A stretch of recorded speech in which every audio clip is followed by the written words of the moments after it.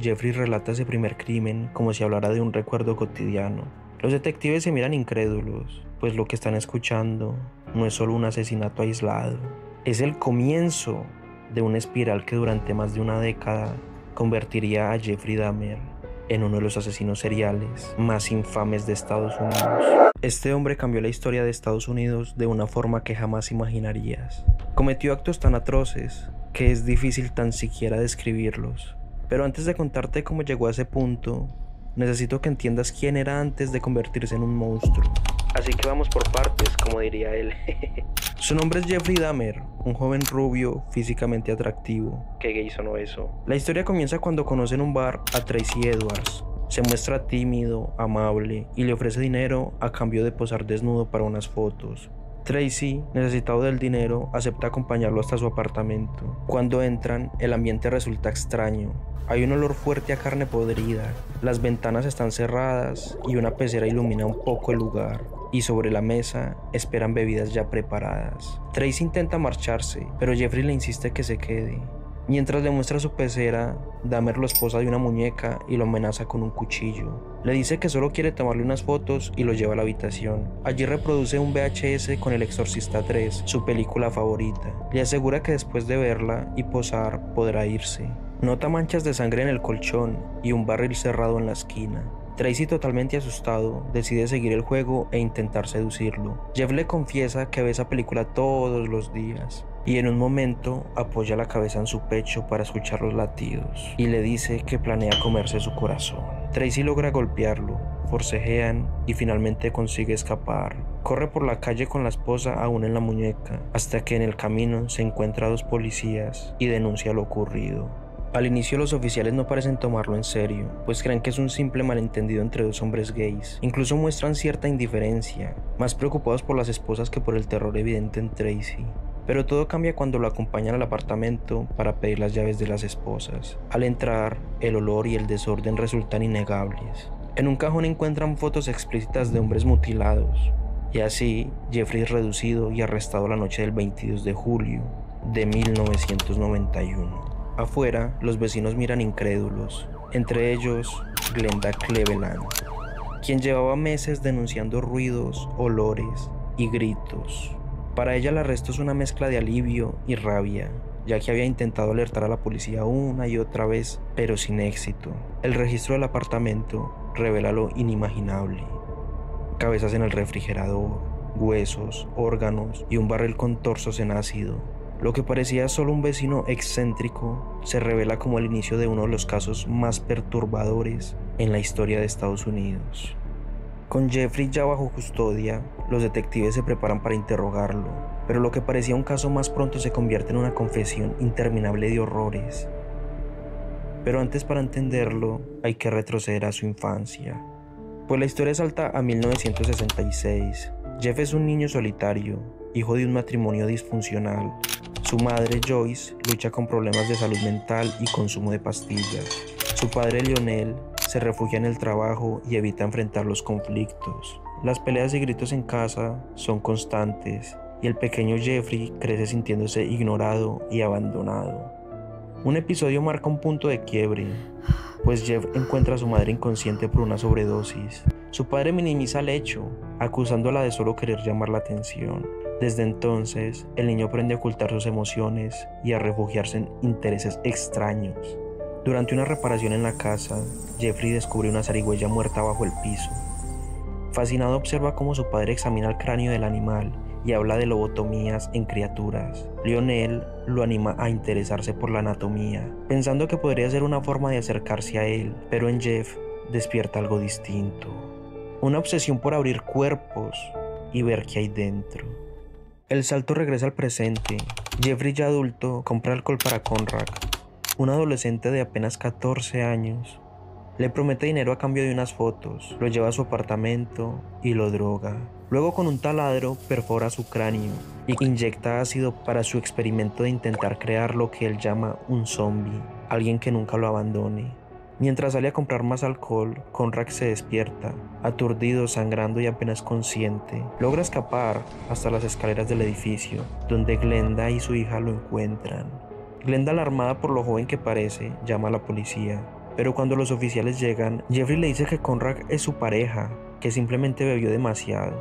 Los policías deciden creerle, a pesar de las súplicas de Glenda, y así escoltan al muchacho de regreso al apartamento. Esa misma noche, Jeffrey lo asesina. Pero lo más desgarrador es que no era la primera vez que la familia de Conrad se cruzaba en su camino, pues años atrás había sido Somsak, el hermano mayor, quien tuvo un papel trágico en esta historia, pero de eso hablaremos más adelante. De vuelta al interrogatorio, Jeffrey relata ese primer crimen como si hablara de un recuerdo cotidiano. Los detectives se miran incrédulos, pues lo que están escuchando no es solo un asesinato aislado, es el comienzo de una espiral que durante más de una década convertiría a Jeffrey Dahmer en uno de los asesinos seriales más infames de Estados Unidos. ¿Qué pasó, ¿No hicieron nada sobre esta situación? ¿Necesitan nuestros nombres? ¿O algo más sobre nosotras? No, para nada. ¿En serio? No. Jeffrey vive en un hogar quebrado. Su madre Joyce se va con su hermano menor, mientras Lionel comienza una nueva vida con Chari. Jeff queda prácticamente solo en la casa familiar, abandonado a su suerte. Empieza a beber en exceso, a levantar pesas y a fantasear con un compañero masculino que nunca lo deje. Sus pensamientos ya no son los de un joven común, sino de alguien que empieza a entrelazar el deseo y el control en un mismo impulso. Un día, mientras conduce por la carretera, recoge a un autoestopista, Steven Hicks, de 19 años de edad. Lo invita a su casa a tomar cervezas y a hacer ejercicio. Pasan las horas y Steven decide marcharse. Para Jeffrey la idea de quedarse solo es insoportable, así que cuando Steven lo rechaza y lo insulta, Jeff pierde el control, lo golpea con una barra de pesas y lo estrangula hasta la muerte. Jeffrey, en pánico, guarda el cuerpo en bolsas de basura y sale con el auto. Pero en el camino, 2 policías lo detienen porque maneja en estado de ebriedad y notan las bolsas en el asiento trasero, pero lo peor es que lo dejan ir con una simple advertencia. De regreso, Jeffrey desmiembra a Steven, rompe los huesos con un mazo y los esparce en el bosque detrás de su casa. Nadie sospecha nada.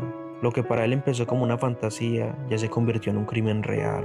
Y ese primer asesinato marcó un antes y un después. La línea entre la fantasía y la realidad ya no existía. Steven fue el abrebocas de lo que años más tarde repetiría en casa de su abuela. Y peor aún, lo que perfeccionaría en su apartamento 213. Jeffrey parecía caminar en círculos.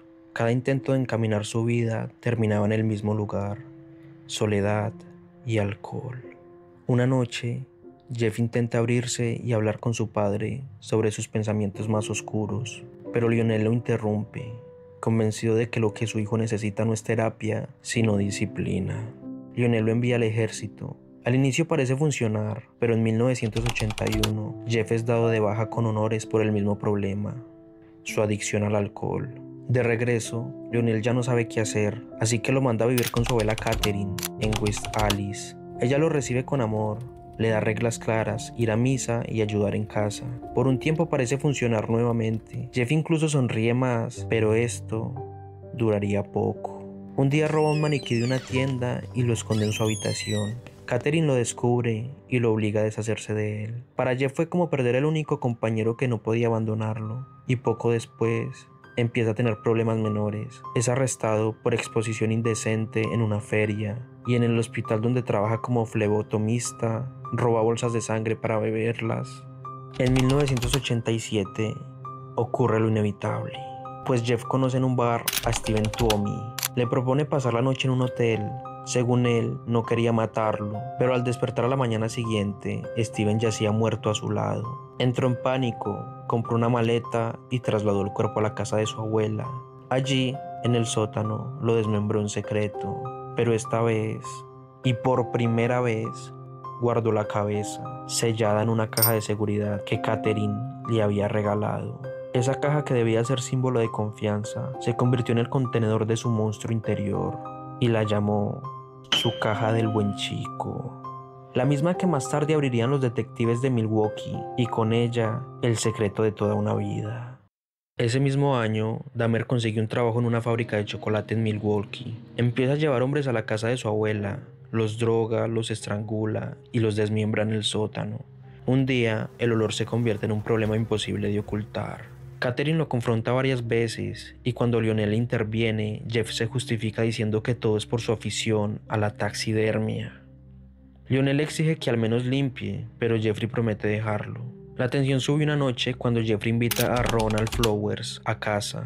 Lo ayuda con su auto averiado y lo convence de acompañarlo. Allí intenta drogarlo, pero Catherine lo descubre inconsciente en la sala, a lo cual obliga a despertar a Ronald y subirlo a un autobús. Ronald denuncia lo ocurrido a la policía y los agentes interrogan a Catherine y a Jeffrey, pero no encuentran pruebas suficientes. Y una vez más, Jeffrey se libra de las consecuencias. Pero pronto, la suerte se rompe.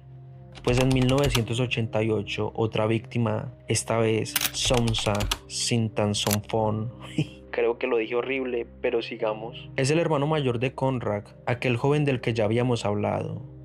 Pero este logra escapar y denunciarlo. Y así Jeffrey, ahora sí, es arrestado y declarado culpable de agresión sexual. Durante el juicio, Lionel envía una carta al juez suplicando que su hijo sea incluido en un programa de rehabilitación por abuso de alcohol. Pero la petición es ignorada y en 1989 Jeffrey es sentenciado a 1 año de prisión por agredir a Somsak, aunque solo cumple 10 meses antes de salir en libertad en 1990.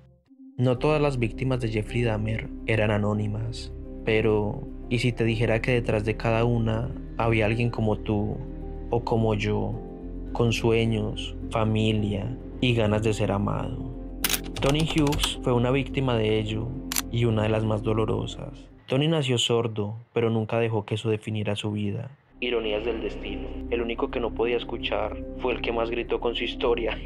Desde niño aprendió a comunicarse con señas y con el tiempo desarrolló una personalidad radiante. Era optimista, lleno de energía, soñaba con triunfar como modelo. Pero en 1991, Tony conoce a Jeffrey en un bar gay de Milwaukee. A diferencia de otros encuentros, esta vez la conexión parece real. Jeffrey se muestra amable, incluso cariñoso.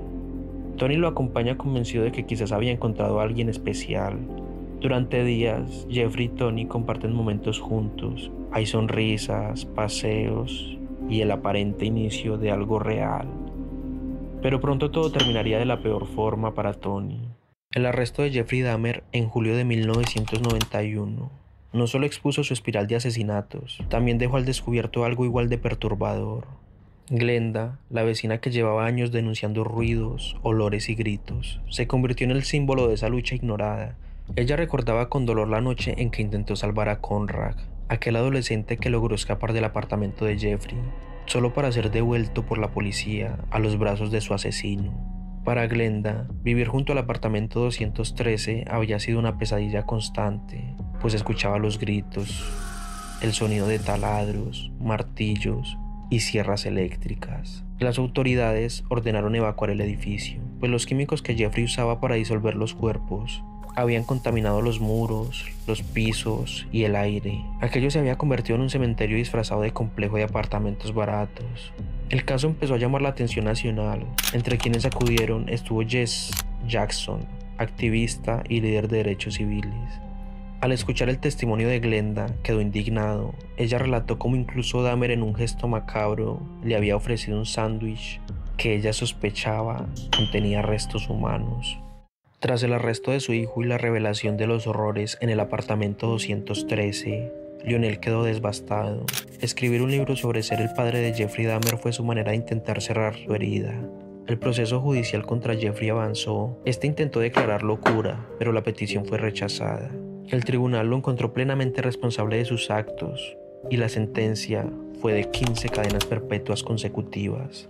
Finalmente Dahmer habló. Con voz tranquila dijo reconocer que padecía de una enfermedad mental. Sabía que sus actos fueron imperdonables, pero que lo lamentaba. El juicio terminó con Jeffrey entre rejas, pero para Lionel la condena era distinta. Vivir sabiendo que su propio hijo se convirtió en uno de los criminales más temidos de la historia. Para las familias de las víctimas, la condena no trajo paz, pues el monstruo estaba tras las rejas, pero su sombra apenas comenzaba a crecer. Y en un momento entenderás el porqué. Las víctimas de Dahmer no solo fueron asesinadas, pues sus familias quedaron marcadas para siempre. La idea de que su ser querido había muerto en esas circunstancias era imposible de borrar. Lionel recibió la noticia de que el dinero de su libro no sería para él, sino para indemnizar en lo posible a las familias. Un golpe que lo dejó dividido entre el alivio de ayudar, aunque fuera indirectamente, y la tristeza de perder lo que había construido como su terapia personal. Mientras tanto, tras los muros de la prisión, algo inquietante comenzaba a ocurrir.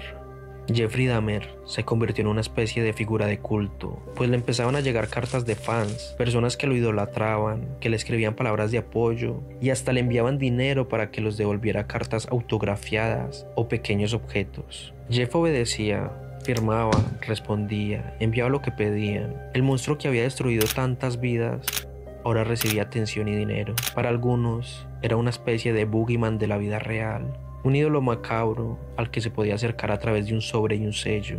Así era como su sombra seguía creciendo, no en las calles de Milwaukee, sino en la mente de una sociedad que empezó a convertir su horror en entretenimiento. Y a día de hoy lo seguimos haciendo. Y aquí quiero aprovechar para preguntarte, ¿hasta qué punto el morbo puede superar la empatía? La paradoja era insoportable. Afuera familias enteras intentaban reconstruirse con demandas, juicios y noches de insomnio. Mientras adentro Dahmer no solo era un prisionero, era también una figura, el reflejo de una sociedad fascinada por el horror. Y mientras lo ves, quizás te preguntes, ¿por qué Dahmer hizo lo que hizo? Pero eso no es lo más inquietante, es el por qué seguimos hablando de él a día de hoy. La historia de Jeffrey Dahmer termina donde menos se esperaba, en prisión. Un lugar donde buscó perdón, pero también donde encontró el fin que muchos consideraban justicia divina. La forma en la que ocurrió dejaría a todos, especialmente a su padre, sin palabras. Dentro de la cárcel, Dahmer sorprendió a todos con un gesto inesperado. Empezó a asistir a servicios religiosos y pidió ser bautizado, y su bautizo coincidió con la ejecución de otro asesino serial, John Wayne Gacy, generando un contraste inquietante, dos monstruos enfrentando al mismo Dios, uno en el corredor de la muerte y otro en la pila bautismal. ¿Tú crees que sea una simple casualidad? ¿O crees que sea algo más? Y así llegamos hasta el día de su muerte.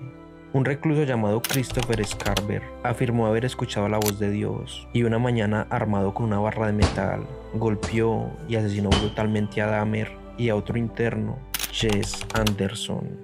Para Scarver era un acto de justicia divina, y para las familias una noticia que alivió mucho, pues no soportaban la idea de que Dahmer siguiera en prisión siendo una figura pública.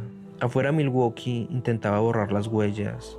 Los apartamentos Oxford, el lugar donde Jeffrey había convertido la soledad en horror, fueron demolidos. Jeffrey Dahmer murió sin funeral. Según su voluntad, su cuerpo fue incinerado, pero su cerebro fue conservado para un estudio científico.